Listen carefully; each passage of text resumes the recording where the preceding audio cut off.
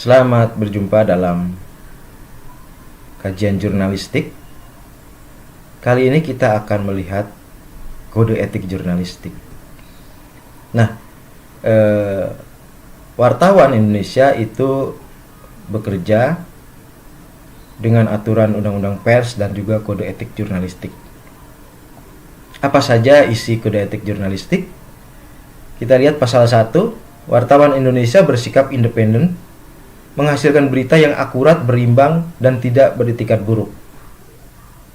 Jadi pertama adalah bahwa wartawan itu menulis berdasarkan fakta, ya, berdasarkan keakuratan data dan fakta. Nah, bagaimana menuliskan berita itu? Ya ikuti aturan 5W1H, gitu. Dan demikian maka berita itu akan akurat, berimbang, dan tidak beretikat buruk.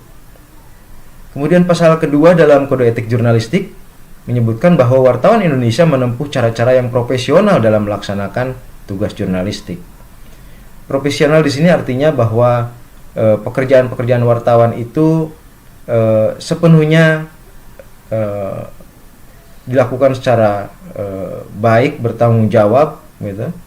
Tidak berdasarkan pada katakanlah dendam, kedengkian, atau niat buruk kepada orang lain, tetapi sepenuhnya berdasarkan pada sikap-sikap profesional, gitu. Kalau dalam menulis berita berarti kan tadi harus 5W1H, harus berdasarkan fakta, tidak membuat hoax, ya, fitnah dan lain sebagainya.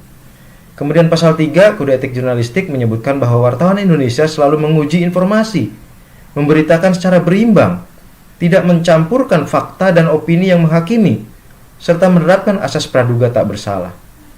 Di sini terlihat bahwa setiap menulis berita, wartawan itu dituntut untuk menguji terlebih dahulu, cek and recheck terlebih dahulu tentang informasi tersebut, benar atau tidak, sesuai fakta atau tidak, gitu ya.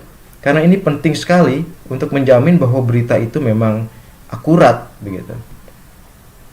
Kemudian kode etik jurnalistik pasal 4 menyebutkan bahwa wartawan Indonesia tidak membuat berita bohong, fitnah, sadis, dan cabul.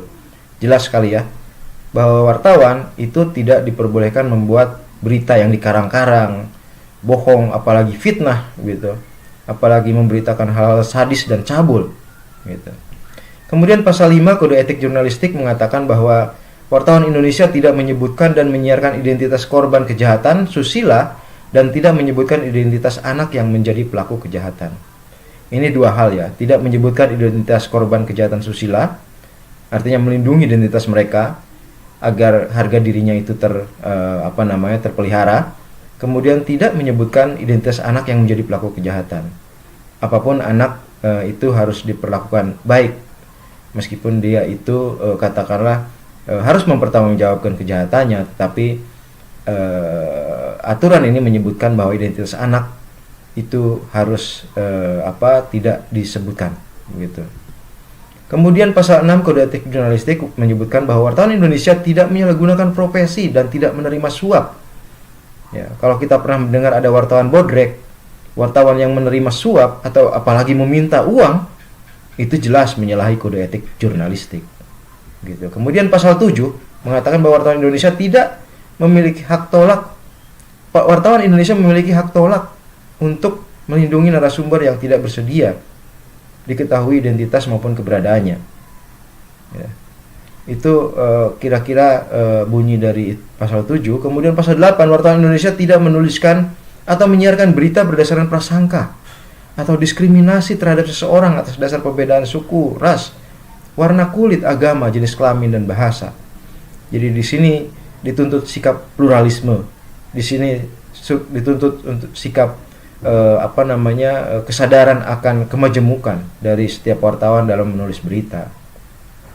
Kemudian pasal 9 kode etik jurnalistik menyebutkan bahwa wartawan Indonesia menghormati hak narasumber tentang kehidupan pribadinya kecuali untuk kepentingan publik, gitu ya.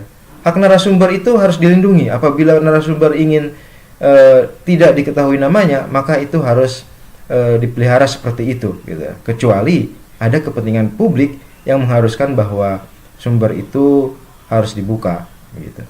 Nah, pasal 10 kode etik jurnalistik mengatakan bahwa wartawan Indonesia segera mencabut meralat dan memperbaiki berita yang keliru dan tidak akurat, disertai dengan permintaan maaf kepada pembaca, pendengar, dan atau pemirsa.